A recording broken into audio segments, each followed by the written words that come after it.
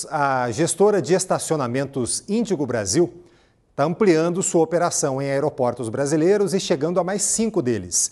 Os de Salvador, Manaus, Porto Velho, Boa Vista e Rio Branco. A empresa também opera em shoppings, parques, hospitais, escolas e outros estabelecimentos. Sobre os negócios da Índigo, eu converso agora com o Marcelo Nunes, vice-presidente da empresa. Marcelo, boa tarde. Muito obrigado pela sua participação. Aliás, boa noite. Muito obrigado pela sua participação ao vivo aqui no Radar. Por que esses 5 aeroportos, Marcelo? Notando também que a maioria aí é da região norte, né? Correto, Fábio. Muito boa noite. Boa noite a todos que nos acompanham aqui também. É um prazer, uma alegria falar com você. A parte da nossa estratégia de crescimento é crescimento nos aeroportos. Como você bem disse, a gente atua em diversos segmentos e o setor de aeroportos especialmente nos atrai pelo fluxo que gera e pela capacidade que a gente tem de entregar inovação nessas operações. Esse é o principal ponto. Nós estamos de aeroportos, que é operado por uma concessionária, pela Vinci Airports. Então, a operação se dá nesse lote, tanto em Salvador quanto nos aeroportos do Norte, por essa razão. E quais são os investimentos previstos exatamente, Marcelo? Existe um investimento previsto em modernização dos equipamentos desses aeroportos, então a automação, troca basicamente da automação dos sistemas de acesso e controle desses aeroportos, e também a disponibilização de ferramentas para facilitar a vida do usuário, como ferramentas para reserva online, então os usuários vão poder fazer a pré-reserva das vagas nesse aeroporto, além dos sistemas de sinalização de vagas, previsto também na maioria desses aeroportos, e eles estão conectados à nossa central de controle, o que a gente chama aqui na companhia de Connect Park, que basicamente permite a operação remota dessas unidades nas nossas centrais, o que facilita bastante o atendimento ao usuário e o acompanhamento dos dados gerados nesses aeroportos, nessas operações. Você falou aí de tecnologia, eu queria te fazer uma pergunta um pouco mais específica sobre inteligência artificial. Como é que a inteligência artificial entra na operação de estacionamentos? Perfeito, Fábio. A inteligência artificial hoje ela é utilizada em várias frentes na companhia, mas especificamente na frente de predição de comportamento, predição de receita. Então, nós temos já implantado em alguns aeroportos uma ferramenta desenvolvida pela Índigo, que possibilita que, através da análise de uma quantidade grande de dados, a gente faça uma predição do comportamento, a gente faça uma predição da taxa de ocupação, das receitas que vão gerar aquele estacionamento. Então, você analisa dados como, por exemplo, a taxa histórica de ocupação, mas eventos que acontecem naquela cidade, previsão do tempo, quantidade de voos planejado que você vai ter naquele determinado aeroporto, e isso também permite que a gente calibre tarifa. Então, no limite, se a gente quiser utilizar a tarifa dinâmica nesses aeroportos, a gente é capaz, o que vai permitir, claro, que os usuários tenham melhor acesso a melhores condições de utilização, dependendo da taxa de utilização do estacionamento naquele momento. Marcelo, tem uma situação muito comum e muito elementar até que os usuários de estacionamento via de regra enfrentam, e eu queria saber como é que vocês endereçam isso e se tem tecnologia envolvida também, que é achar uma vaga num horário de pico quando a pessoa está atrasada para o voo. Né? Então, assim, já se tentou muita solução, muito simples, inclusive, com aquela lampadinha que fica em cima da vaga, a verde ou vermelha, conforme a vaga está disponível ou não. Mas como a gente vê problema naquilo, rapaz? A lâmpada errada, o número de vagas errado.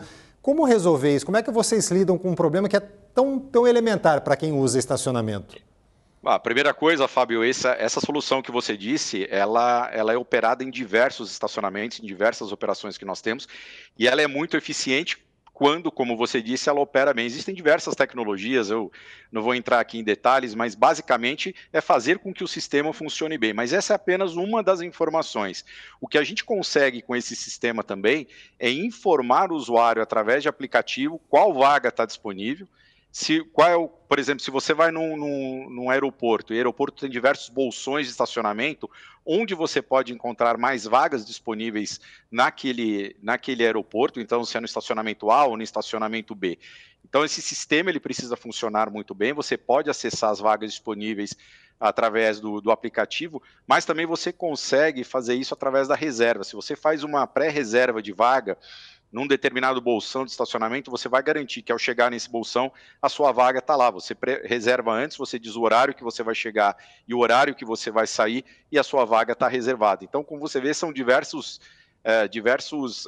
ferramentas que a gente pode utilizar para garantir que ao chegar no estacionamento você tenha a sua vaga.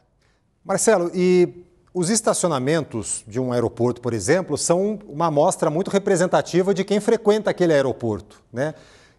Para onde vai, que hora chega, com que antecedência chega, que carro tem. É possível usar esses dados de alguma forma para o próprio negócio do aeroporto? É sim, a gente utiliza essa ferramenta de predição de receita, é uma das ferramentas que utiliza isso. É importante dizer, Fábio, que a placa do carro, ela é um gerador importante de informações. Obviamente que eu não, segundo a Lei Geral de Proteção de Dados, eu nunca posso personalizar, não posso atrelar aquele carro à pessoa, e a gente toma muito cuidado com isso. Então eu consigo dizer, baseado nos carros que estão estacionados,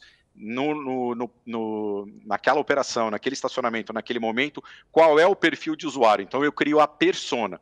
Então eu sei dizer para o operador de estacionamento, para o operador do aeroporto, da onde vêm aquelas pessoas, qual a faixa de renda, que tipo de carro tem ali, se o carro tem seguro ou não, se existe algum seguro registrado no carro. Então você pode imaginar a quantidade de informações que a gente gera e a quantidade e a possibilidade de negócios que a gente gera. A gente pode dizer pelo perfil, por exemplo, de um usuário, se aquele aeroporto ele pode comportar, por exemplo, uma sala VIP, ou se aquele aeroporto, os usuários daquele aeroporto, em determinado horário, podem ser mais ou menos sensíveis a uma ação de marketing ou a alguma promoção. Então, são várias as possibilidades que a gente tem analisando esses dados, e hoje a gente já faz isso também para o conforto do usuário, para que a gente possa transformar com inovação esses locais que se estacionam os carros também em fonte de dados e informação para o benefício do próprio usuário, né, com promoções que valham a pena para aquele perfil de usuário que está utilizando os nossos serviços naquele momento. Para a gente encerrar, então, Marcelo, eu queria saber das expectativas de vocês para 2025. E esses investimentos nesses 5 aeroportos começam esse ano, eles acabam esse ano, eles continuam ainda? Quais são os prazos previstos aí? Os investimentos eles começaram agora em janeiro, com a implantação e início dos serviços nesses aeroportos. Eles devem correr os próximos 3 meses, quando a gente vai ter a totalidade da automação instalada. Perspectiva para 2025 na Índigo é bastante positiva, a gente tem crescido acima de 15% nos últimos 2 anos, o que é uma perspectiva bastante boa. A Índigo Brasil é um dos principais países hoje para Índigo, para o Grupo Índigo, que opera em 10 países. Uma perspectiva, a despeito do cenário desafiador que a gente tem no Brasil, ele é bastante positivo. Marcelo Nunes, vice-presidente da Índigo, muito obrigado pela sua participação ao vivo aqui no Radar. Boa semana e bons negócios para vocês em 2025. Muito obrigado, Fábio. Um grande abraço a vocês e a todos. Abraço, obrigado.